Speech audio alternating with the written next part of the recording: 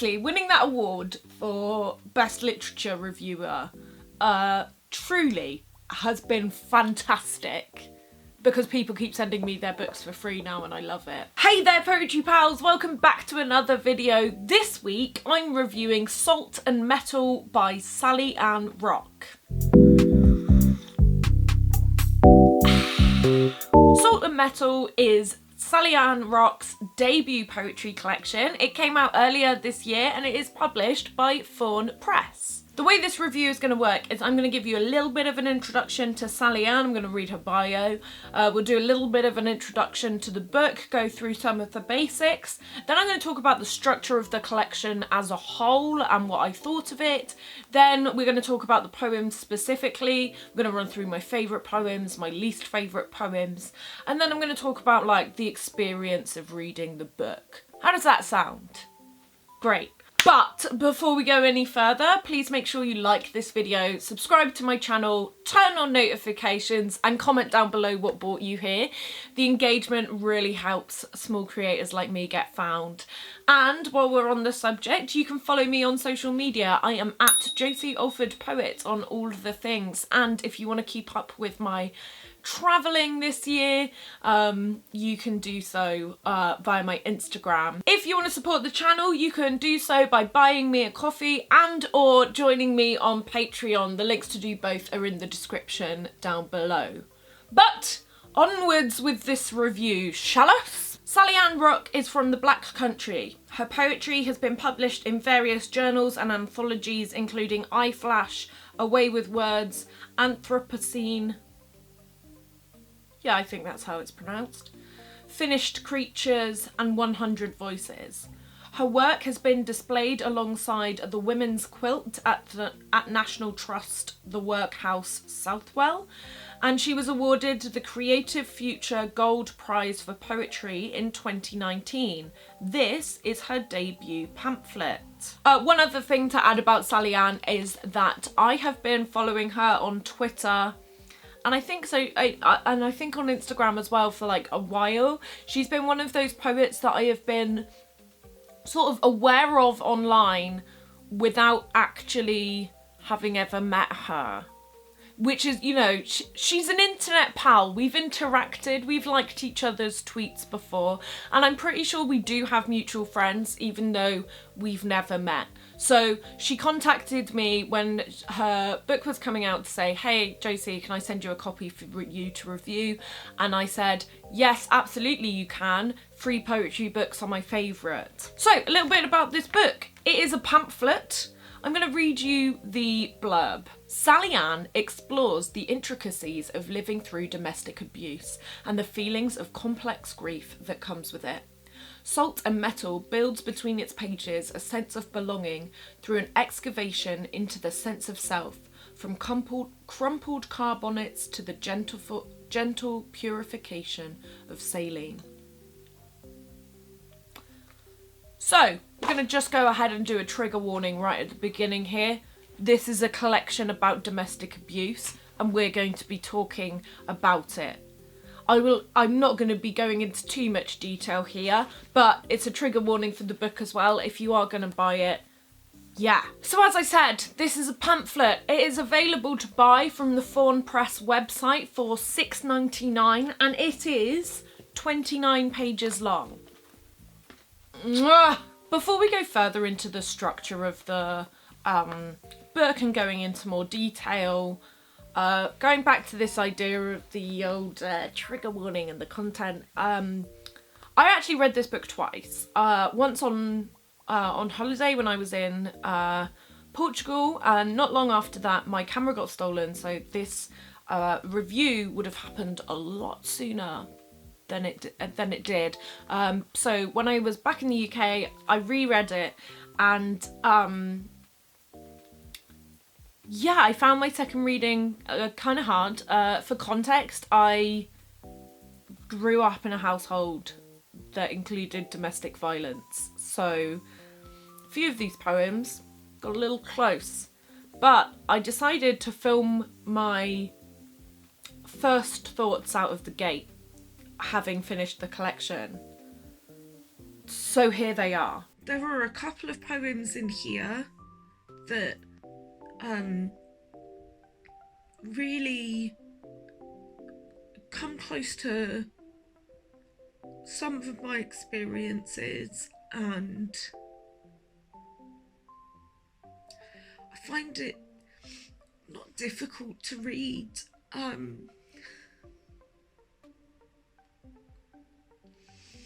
It's just like the world's so fucked.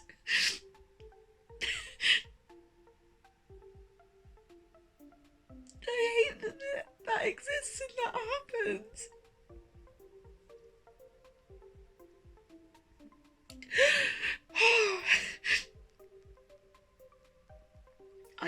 I really like the way she's written it. Like, I really like this entire collection. I'm sad that this collection has to exist. I don't know if I'm going to include this bit in the video, I really don't. But I just thought I would. I didn't expect to cry on the video. I just thought I would be able to try and explain how I'm feeling right now. And it's a lot of things, like there's like a little bit of pleasure in it because this poetry collection is so well written. It is sadness that stories like this exist in the first place. It is a recognition of experiences that I've had, and the recognition of a shared experience.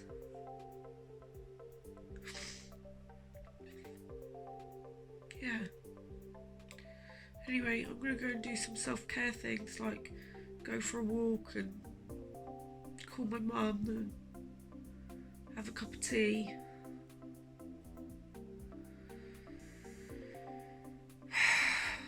Then I'm gonna eat some leftover Chinese and get into my pyjamas, and I'll film the rest of the review tomorrow. Okay, love you, bye. So I have no idea how much editing Josie will have chosen to include or not include from that and how much she edited it, but I know that I got pretty emotional and it got pretty heavy. So why don't everyone right now take a little deep breath. We're going to talk about the structure of this poetry collection. Structure-wise, we definitely move from... You've got this opening poem, which is Charles de Gaulle security desk. And the opening line is... Hang on, what is the opening line? You will become a victim here.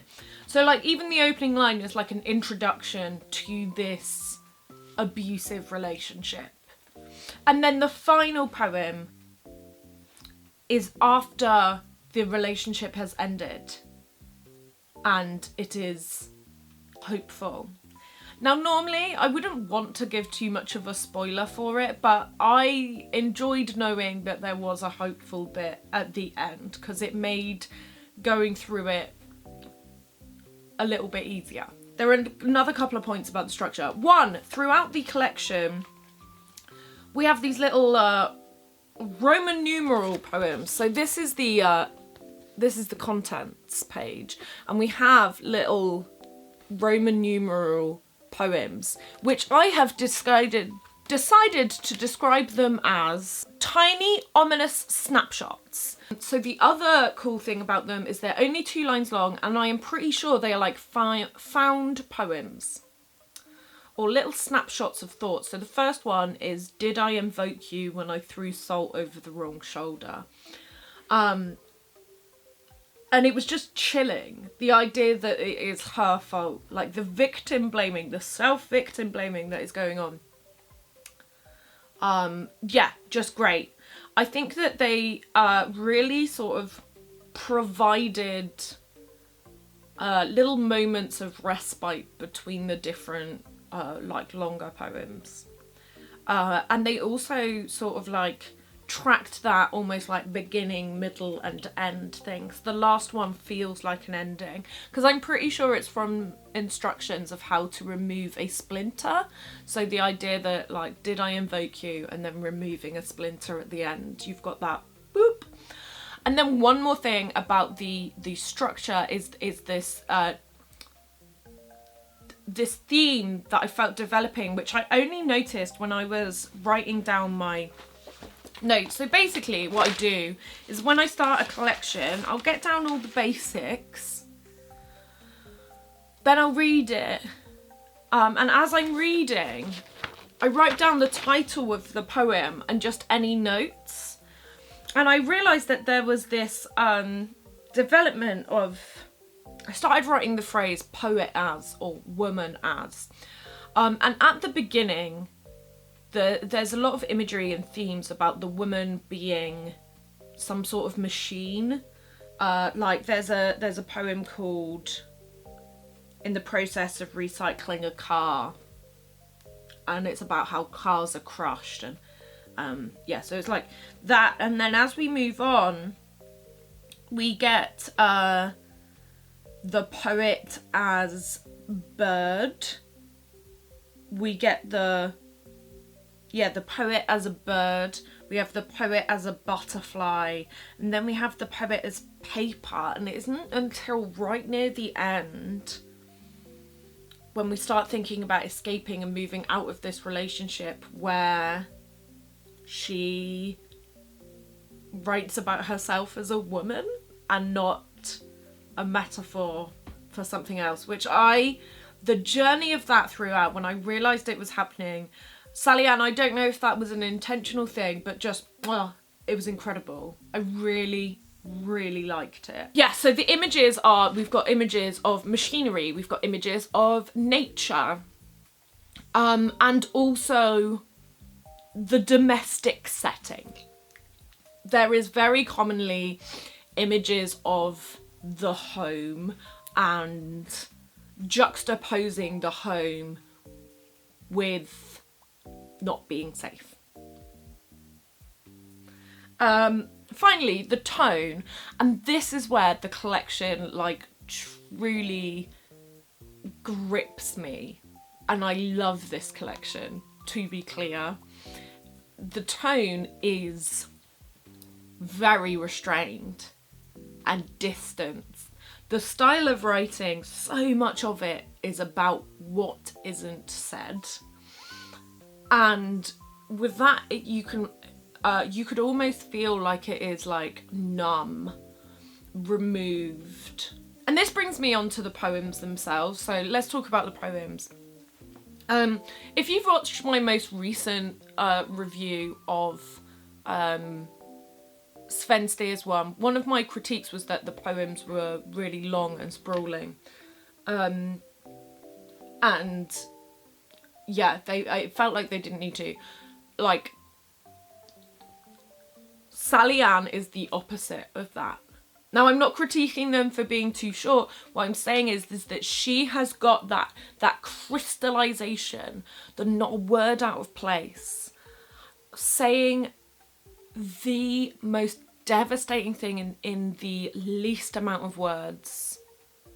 Just incredible. One more thing before we get to my favourites and least favourites is I want to talk about like the form and structure of the poems themselves. I think Sallyanne is masterful in the way that she lines her poems out on the page. Her lines are fairly short, her poems are fairly short. I think there's only one or two that goes beyond one page. I think that her choices are really interesting. Like, there's one poem where all of them, the first few stanzas are left aligned, and then the last stanza is justified, which means that it's the same width all the way down. So that means you get like bigger or smaller gaps between the words to make those straight lines either side. And it was really interesting how that form reflected the content, because it was talking about how her most useful bits were removed, and then we had this gaps in the text. There's one of the poems which is actually written like sideways, and it's about paper and holding paper up to the light, and then in order to read the book, that first line, you will have had to turn the book sideways.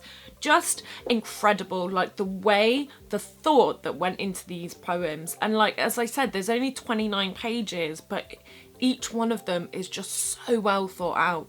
Okay, it's really hard to pick a favourite poem because I love all of them so much. So instead, what I am going to do is I'm going to start with the one poem I didn't feel was as successful, and then I'm going to talk about a number of the poems that I really enjoyed, with the acknowledgement that I cannot pick a favourite. Does that make sense? So we're going to start negative. The poems that I was less enjoyed were A Butterfly Senses Her Predator, and the reason for that is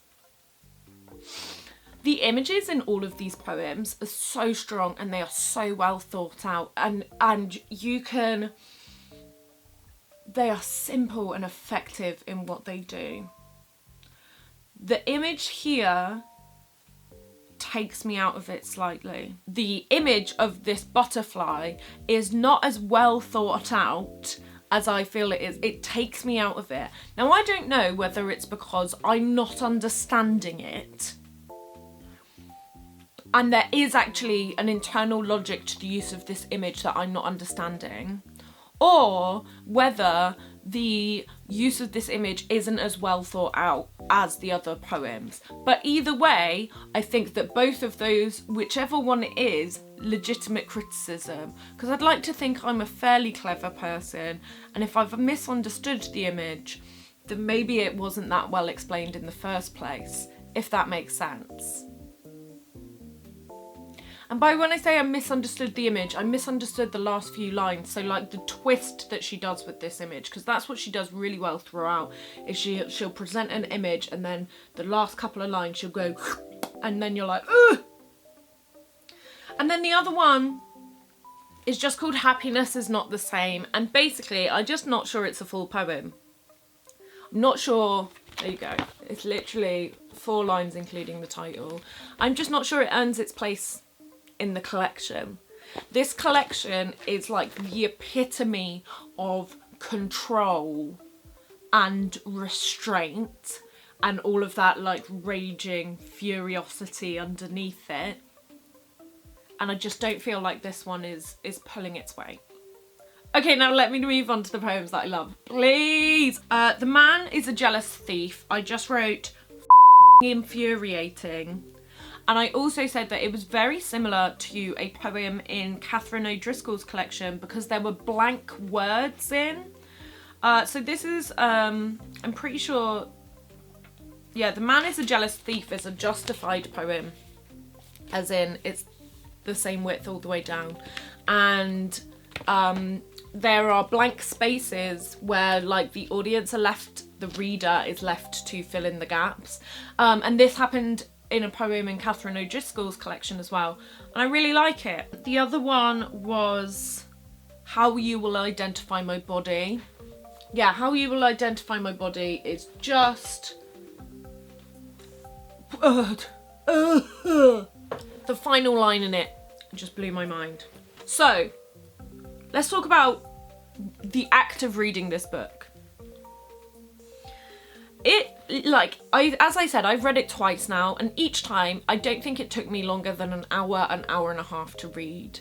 For those of you who haven't watched my videos before, or like haven't seen the ones where I explain, generally when I'm reading a poetry collection, I'll read each poem twice. Once just straight through, once out loud, to myself. And so it never took me longer than an hour and a half to read both times. I struggled with it. It made me cry. As the shot earlier said, like, that's just the truth of it. So that's something to bear in mind. In terms of choosing your locations. I don't think the location matters so much as long as it is somewhere that you feel safe. So if you feel safe like reading in public, then fine. But like if that's something that like if you're worried that this poem is going to affect you and you don't want that effect to happen in public, then maybe make sure that you're chilling at home in a safe place. But I would also recommend doing it somewhere where you can go for a walk afterwards or a swim, because I think you're going to need it. This poetry collection's intense. I would recommend pairing it with either your favourite cup of tea. I would say that this pairs especially well with a Lady Grey tea, or if you're drinking, then I would say a red wine. I would say a really strong red wine. So I would recommend an Argentinian Malbec if you're gonna drink. This is a new thing I've decided for my reviews, by the way, is I'm gonna recommend drink pairings with it. Who would appreciate this? Victims of domestic abuse who have done the work who are in a place to absorb some artwork about it would appreciate this. It is nice to feel less alone, especially when she's talking about some really difficult emotions associated with it. That's cool. I think that anyone who works or volunteers with victims of domestic abuse should read this. I think that anyone who has ever said, well, why didn't you just leave, should read this. And I don't want you guys to read too much into this, but if you are a fan of true crime, then you would like this. Specifically for the poem of how you will identify my body. Which, just incredible. I am a fan of true crime and I love this collection. Just to round up my recommendations, I think you should read it in a place you feel safe, because you might have an emotional reaction to it. I think that it should be somewhere where you can go for a walk or do something to decompress afterwards, and I recommend that you drink it with a cup of tea or a glass of wine. You don't need more than a glass of wine or one cup of tea because it will literally take you an hour. I still recommend this book. I know I had such a strong emotional reaction to it, but I think that we engage... So many people love sad films, right? We love to be moved as humans, right? We love to feel sad. And in feeling sad, by having been made sad by something, we then move on and we recognise that we aren't in that place anymore, you know? So like, I totally recommend this book. I think it is beautiful. I think the editing is fantastic. And this is the first book from Fawn Press that I have read, and now I'm really excited to read more because Scarlett Ward, who runs Fawn, clearly has an eye for some really great poetry, so I'm excited to read some more from this publisher. So, as I said, you can buy this from the Fawn Press website for £6.99. Definitely worth it. Do read it. Interested to see whether it's available in your local library. So if you do want that, if you go and check your local library, request it from your local library. And if any of you are in Bristol and would like to borrow my copy because you can't afford to buy a copy yourself, by all means let me know. Although, having just said that, I will be away for the next 6 months. So my question to you is, have you read this collection? If so, what did you think? And also, please leave your recommendations for any other poetry collections based on this theme in the comments. Like, I think what is really cool is coming to these reviews and being able to find other books that are based on that theme as well. What am I going to recommend? Okay, it's not entirely the same, but the only one that's popping into my head is Zoo Father, which is by Pascal Petit, and it is about her relationship with her abusive father. So if you're interested in exploring domestic violence in that way, read Zoo Father. Leave your recommendations in the comments. Please let me know. That's it for this week's video. I hope you found it interesting or informative or whatever. If you did, you can tip me on coffee or Ko-Fi. You can buy me a coffee, or you can join me on Patreon. Subscribe, comment, like, turn on notifications, sweet engagement, small creator, lovely. Follow me on social media at Josie Alford Poet. What should I review next? Comment. Support the channel. Yeah, I think that's everything. Thanks so much for watching. I'll see you all in the next video. Bye.